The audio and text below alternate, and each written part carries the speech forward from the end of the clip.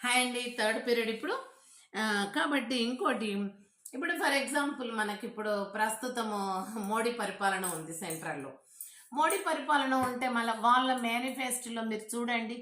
ఇప్పుడు ఎలక్షన్స్ అప్పుడు before elections ఇప్పుడు వాళ్ళు దాదాపు 10 ఏండ్ల దాకా పరిపాలన చేస్తున్నట్టుంది.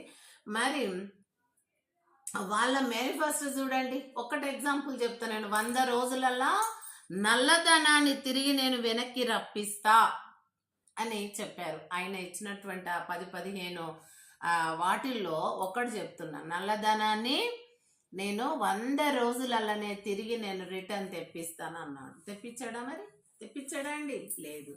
వాళ్ళే కాదు, మోడీ వాళ్ళే కాదు, ఇక్కడ మన తెలంగాణ అధికారంలో ఉన్న, ఇప్పుడు అధికారంలో ఉన్న కాంగ్రెస్ పార్టీ కాదు, మరి ఇప్పుడు అక్కడ సెంట్రల్లో ఉన్న జనతా పార్టీ కాదండి. మనకు పార్టీల పేర్లతో అవసరం లేదు. ఇంకోటి, ఆ నాయకుల పేర్లతో మనకు అవసరం లేదు. ప్రభుత్వము పాలన యంత్రాంగం అంటే ప్రజలు, ప్రభుత్వం. ప్రజలను మనము, ప్రభుత్వం ఏం చేస్తుందో చూడాలి. ఆడ నువ్వు ఆ పరిపాలించేది, నేను ఆ పరిపాలించేది మనకు అనవసరం అండి. కానీ ఆ విధంగా మనం ఎన్నుకున్నటువంటి వాళ్ళు మనకు మరి సుభిక్షంగా పరిపాలన అందిస్తుండ్రా లేదా? వాళ్ళు ఏమి మాట ఇచ్చారు? ఎలక్షన్స్ కంటే ముందు మనకి ఏం చేస్తానని మాట ఇచ్చారు, మరి చేస్తున్నారా లేదా అని మనం గమనించాలి కదండి.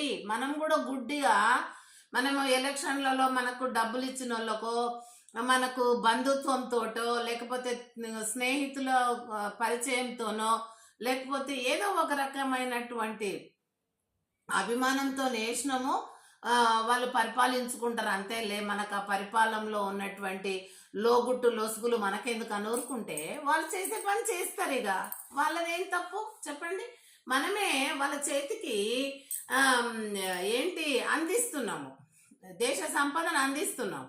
అందించినప్పుడు అది ఎంత ఉంది దేశ సంపద, దేశానికి ఎంత ఖర్చు పెడుతుండ్రు, ఎంత నిలువ ఉంటుంది, ఇలాంటివి గమనించాల్సిన విషయం కూడా మనకు ఉంటుంది. ఒకటి ఓటేసుకొని కూర్చుంటే కాదండి. అవి మనం చూడనప్పుడు వాళ్ళ ముందులో మనం సంపద పెడుతున్నాం ప్రజలందరం. మరి తిన్నంత తింటాడు, ఖాళీ కూడా చేస్తారు. ఎవరైనా కానీ, ఏ పార్టీ అయినా కానీ, ఏ పార్టీ కూడా మంచిగా చేసింది, ఈ పార్టీ బాగా చేయలేదు అని మనం చెప్పం. ఏ పార్టీ అయినా కానీ అన్న దొంగలు పంచుకున్నట్టే ఉంది అది. అందుకని మనం ఏం చేయాలి? మనకు తప్పు.